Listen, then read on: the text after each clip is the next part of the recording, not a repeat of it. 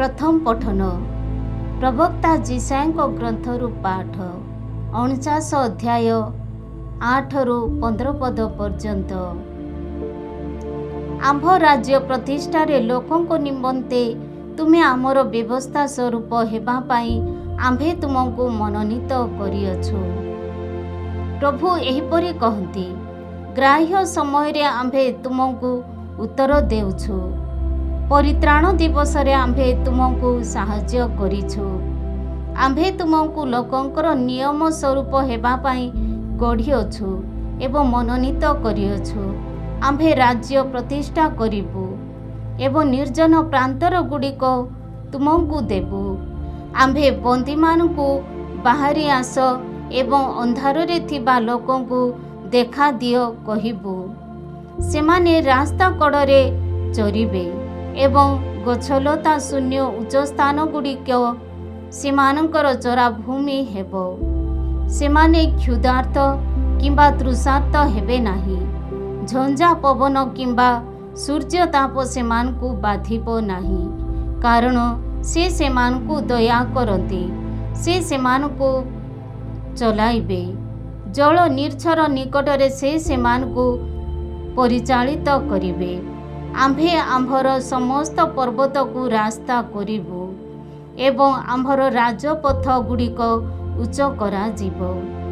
केही केही दूर दूरांतरु बाहरी लेनी, केही तो उत्तर पश्चिमरु, केही अबा सियन राज्यरु चालिलेनी। हे आकाश मंडल कीर्तन कर, हे धराधारित्री उत्फुल्ल हो, हे पर्वतमाला संगीत रे मुखरित हो।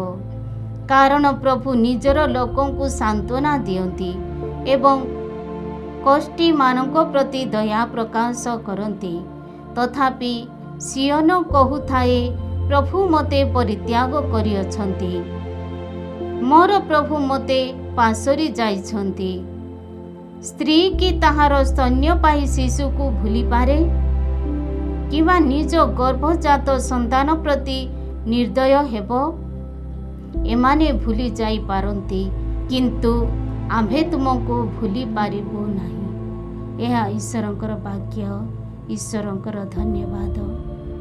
साधु जहनंक लिखित सुसमाचार पाठ अध्याय 5 पद संख्या 17 रु 30।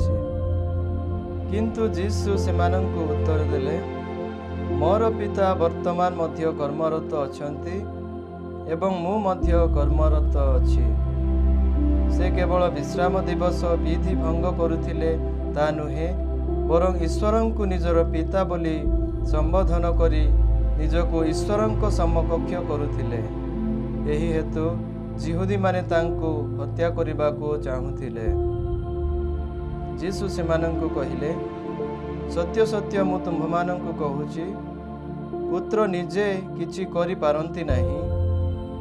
से पितांकु जाहा करुथिबा देखंती ताहा करंती, कारण पिता जाहा संपादन करंती पुत्र मध्य अनुरूप कर्म साधन करंती। पिता पुत्रंकु प्रेम करंती एवं निजे करुथिबा सकल कार्य तांकु प्रकाश करंती।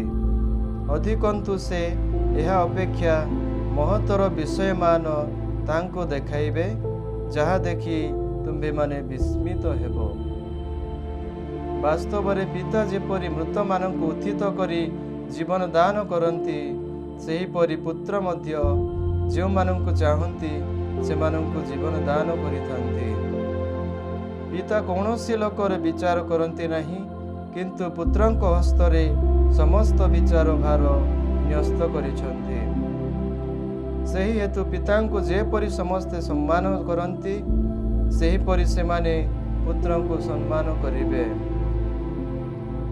जे पुत्रंको सम्मान करे नाही, से तांको प्रेरणकर्ता पितांको मध्य सम्मान करे नाही। मु सत्य सत्य तुम्भमानंकु कहे, जे मोर बाणी श्रवण करे एवं जे मते प्रेरणा करिछंती तांको विश्वास करे, से अनंत जीवन लाभ करे एवं विचार सम्मुखीन हुए नहीं, किंतु मृत्यु अतिक्रम करी से जीवन रे प्रवेश करे।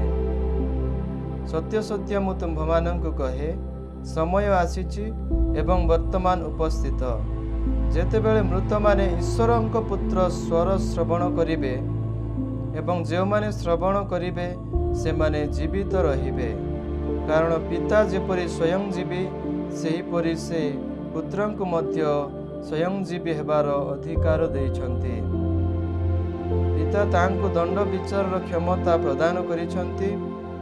ଯେହେତୁ ସେ ମନୁଷ୍ୟ ପୁତ୍ର ଅଟନ୍ତି, ଏ ସମସ୍ତକୁ ନେଇ ବିସ୍ମିତ ହୁଅ ନାହିଁ। କାରଣ ଏପରି ସମୟ ଆସୁଛି ଯେତେବେଳେ ସମସ୍ତ ସମାଧିସ୍ଥ ଲୋକ ତାଙ୍କର କଣ୍ଠସ୍ୱର ଶ୍ରବଣ କରିବେ ଏବଂ ଯେଉଁମାନେ ସତ୍କର୍ମ କରିଛନ୍ତି ସେମାନେ ଅନନ୍ତ ଜୀବନ ଲାଭ କରିବାକୁ ଏବଂ ଯେଉଁମାନେ ଦୁଷ୍କର୍ମ କରିଛନ୍ତି ସେମାନେ ଦଣ୍ଡ ଭୋଗ କରିବାକୁ ପୁନରୁତ୍ଥିତ ହେବେ। ପ୍ରଭୁଙ୍କର ପୁଣ୍ୟ ସୁସମାଚାର। ହେ ପ୍ରଭୁ ଯୀଶୁ ଖ୍ରୀଷ୍ଟ, ତୁମର ପ୍ରଶଂସା।